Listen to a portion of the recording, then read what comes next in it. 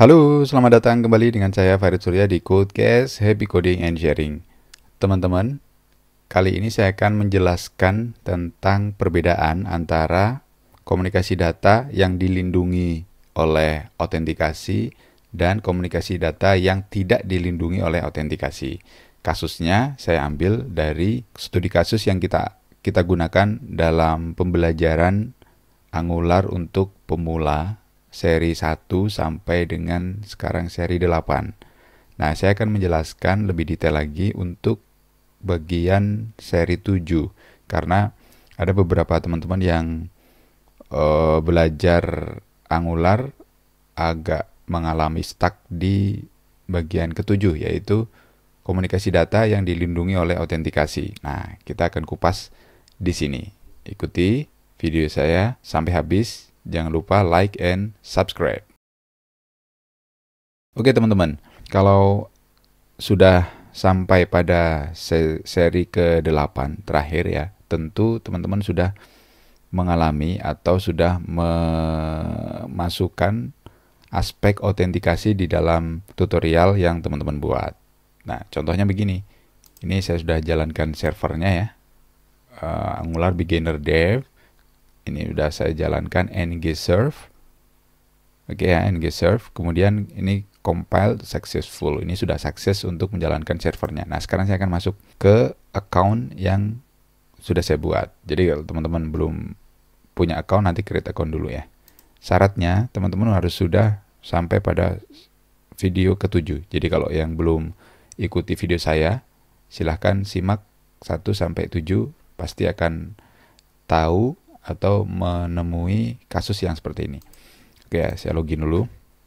Nah, di sini sudah ada kasus CRUD yang saya buat adalah di produk ini ya. Jadi ini adalah produk buku lah ya, katalog buku sederhana. Nah, sekarang kita akan membedakan mana komunikasi data yang dilengkapi dengan autentikasi dan mana yang bukan. Kita minimize dulu biar lebih jelas gitu ya. Nah, teman-teman tekan Ctrl Shift kemudian tekan I gitu ya. Nah, gini. Shift Ctrl I, kemudian nanti di reload dulu. Nah, sekarang kita akan memeriksa komunikasi data dengan metode get ya, dengan metode get. Nah, sekarang ini ya. Ini ada satu function yang saya bedakan. Jadi ada API book saja, dan yang kedua adalah API books without ya. Jadi without ini saya pakai untuk komunikasi data yang dilindungi oleh autentikasi. Contohnya begini. Oke, ini teman-teman nanti dicek di bagian authorization. Nah, ini di sini ya, di bagian authorization ini ada barrier, kemudian ada sebuah kode. Ini adalah kode token. Nah, artinya komunikasi data yang teman-teman gunakan itu adalah komunikasi data yang sudah dilindungi oleh autentikasi. Menggunakan API-nya adalah ini ya, API sanos.co.id/bookstore/index.php/books without gitu ya. Artinya dengan autentikasi maksud saya begitu. Kalau yang satu lagi adalah books saja, itu tidak dilindungi oleh autentikasi, bisa ambil. Jadi belum diberlakukan skema atau konsep autentikasi di dalam komunikasi datanya. Oke ya, itu pertama. Metodenya get, API-nya adalah book without. Kemudian dicek lagi di authorization-nya itu sudah ada barrier yang dilanjutkan dengan token autentikasi. Artinya skema autentikasinya sudah berjalan. Oke ya. Nah, bagaimana cara melakukan skema autentikasi ini? Simak video ke-7.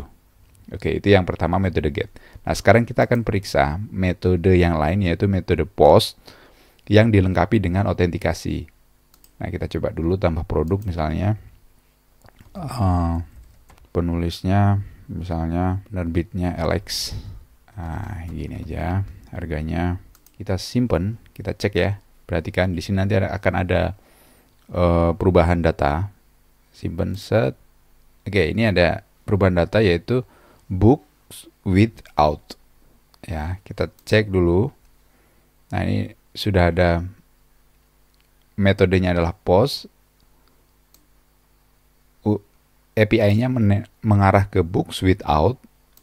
Kemudian authorization-nya ini ya, authorization-nya sudah ada barrier dilanjutkan dengan token.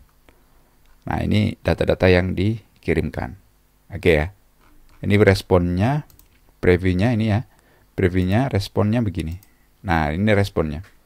Respon jika oke, dia akan mengirimkan kembali data yang sudah disimpan di dalam database. Kira-kira begitu ya. Nah, sekarang itu metodenya post. Perhatikan ya, ini metodenya post. Nah, sekarang ada lagi metode delete ya. Delete. Jadi saya akan delete lagi yang di sini. Ini delete. Set.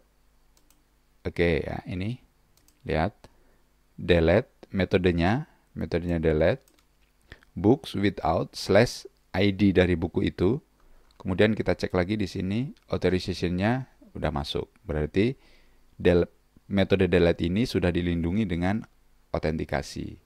Autentikasinya adalah mengambil dari skema di tutorial video ke-7. Kalau mau kita bongkar lagi application ya, di application kita lihat di local storage, saya pakai local storage. Nah, ini ada app token ya. Nah, ini adalah sebenarnya adalah kode token yang kita peroleh dari proses login.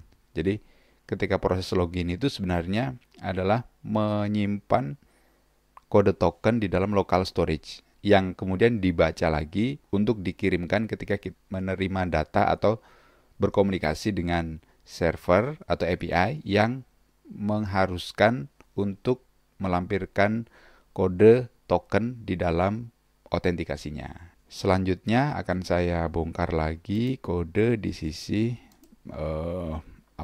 post ya.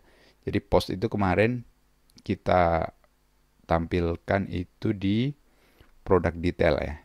Di product detail. Nah, ini save data.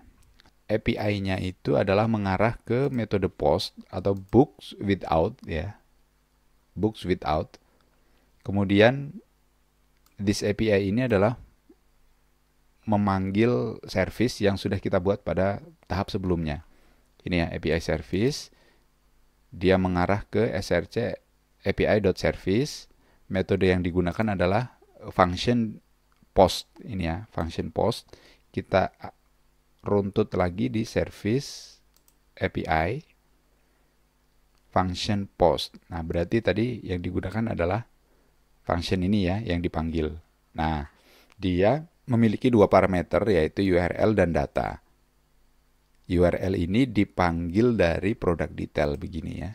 Jadi ini book without ini adalah URL-nya, datanya adalah data ya, data yang berasal dari formulir. Oke, alurnya begitu ya, alurnya. Kemudian kita kembali lagi di API service.ts. Yang pertama dia mengambil function this token. Berarti dia ngambil ini ya, this token berarti function get token ini. This get token ini ya, this get token berarti dia memanggil ini function get token. Kemudian di dalam function get token ini mengambil get item app token. Oke ya, app token itu adalah ini. App token, dia mengambil salah kode token yang sudah disimpan dan dia diperoleh dari proses login. Oke, jelas kan?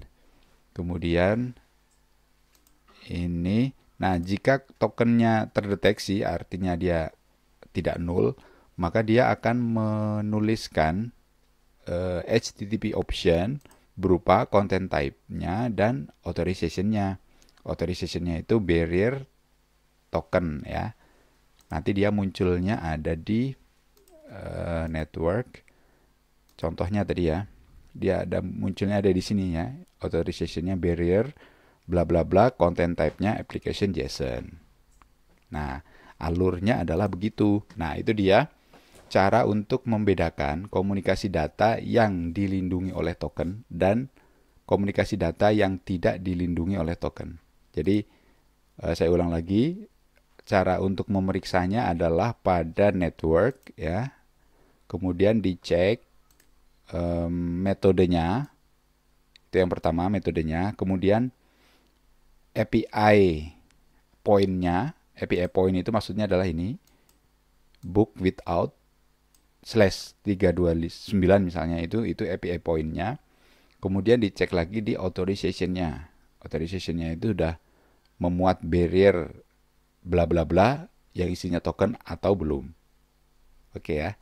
Nah, itu dia penjelasan singkat dari saya untuk memperkaya penjelasan-penjelasan yang sudah saya sampaikan di video ke-7.